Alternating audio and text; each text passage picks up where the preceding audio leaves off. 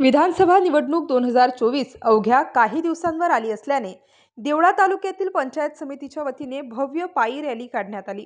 मतदान जनजागृती करण्यासाठी देवळा ग्रामपंचायत येथील अधिकारी व कर्मचारी, रोजगार सहाय्यक, मुख्यमंत्री युवा प्रशिक्षक, पेसा मोबिलायझर, अंगणवाडी सेविका, मतदान ईस आशा सेविका, त्याचबरोबर मदतनीस, बचत गट सीआरपी व बचत गटातील सर्व महिला, आरोग्य सेवक, मुख्याध्यापक व सर्व शिक्षक या रॅलीत सहभागी झाले होते।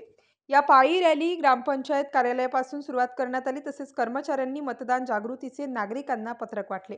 तसेच सफाई कर्मचारी व घंटागाडी यावर असलेले स्पीकरच्या सहाय्याने नागरिकांना मतदानाचे महत्त्व सांगण्यात आले। मतदान कराच असे आवाहन देखील करण्यात आले।